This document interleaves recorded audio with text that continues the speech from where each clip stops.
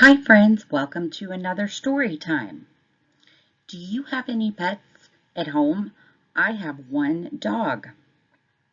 Today's story is about Arthur and his experience with pets.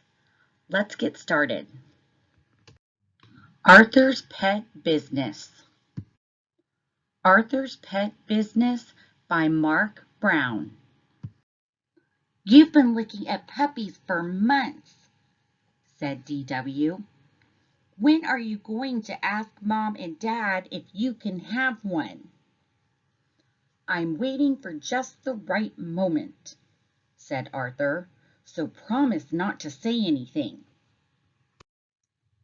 That night at dinner, Father asked, What's new? Arthur wants a puppy, said D.W. Blabbermouth, said Arthur. A puppy is a big responsibility, said Father. I can take care of it, said Arthur. We'll think about it, Mother said. That means no, explained D.W. After dinner, Mother and Father did the dishes. Can you hear what they're saying? Asked Arthur. They're worried about the new carpet, whispered D.W. Suddenly the door opened. We've decided you may have a puppy if you can take care of it, said Father. Wow, said Arthur. But, said Mother, first you need to show us you're responsible. How will I ever prove I'm responsible? Asked Arthur. The best way I know is to get a job, said D.W. Then you can pay back the $7 you owe me. Ka-ching, went her cash register. Arthur wondered what kind of job he could do. You could work for my dad at the bank, said Muffy. He needs some new tellers. If I were you, I'd get a job at Joe's junkyard crushing old cars, offered Binky Barnes. Do something that you like, said Francine. That gave Arthur an idea. I'll take care of other people's pets, said Arthur. Then Mom and Dad will know I can take care of my own. Arthur and Francine put up signs to advertise his new business. His family helped too. Arthur waited and waited. Then just before bedtime, the phone rang. Hello, he said. Arthur's Pet Business. How may I help you? Yes. No. When? Where? Great, said Arthur. Hooray! I'm going to watch Mrs. Wood's dog while she's on vacation, and I'll earn $10. Oh, no, said D.W. Not nasty little Perky. Isn't that the dog the mailman calls Jaws? Asked Father. That's Perky, said D.W. The next morning, Arthur ran all the way to Mrs. Wood's house. Right on time, said Mrs. Wood. Grrr, growled Perky. She hasn't been herself lately, said Mrs. Wood. I'm worried. I'll take good care of her, said Arthur. We'll be best friends. Grrr, growled Perky. Here's her schedule and a list of things she doesn't like, said Mrs. Wood. I'll see you next Sunday. Arthur did his best to make Perky feel at home. Every day he brushed her. He tried to fix her favorite foods. They took lots of long walks, day and night. Perky made sure they had the whole sidewalk to themselves.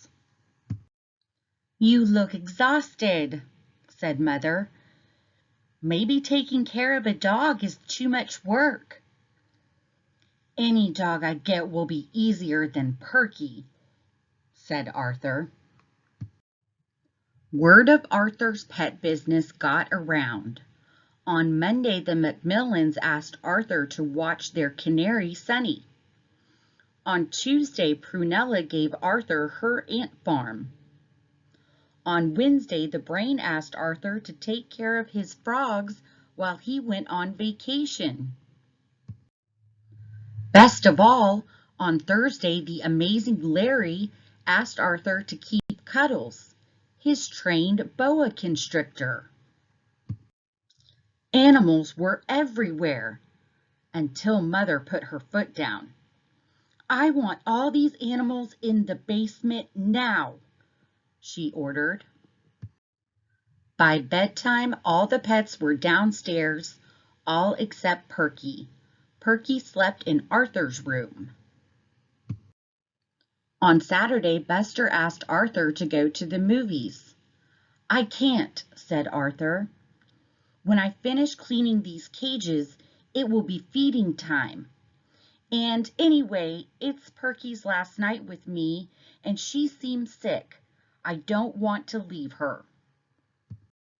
Well, I bet you're happy today, said D.W. the next morning. You get rid of Perky and collect $10. I can't believe it, said Arthur, but I'm going to miss Perky. Arthur, Mrs. Wood just called to say she's on her way over, said Mother. Now wait here, Perky, ordered Arthur. I'll go and get your leash.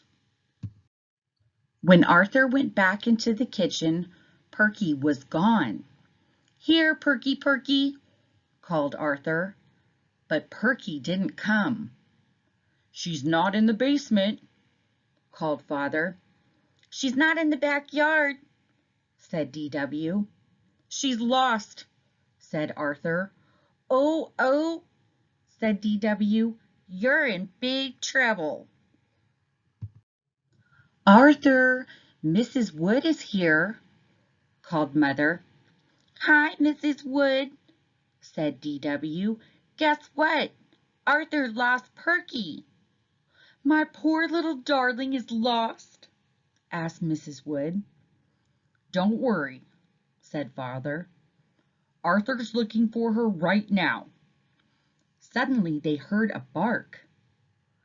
Everybody come quick, called Arthur.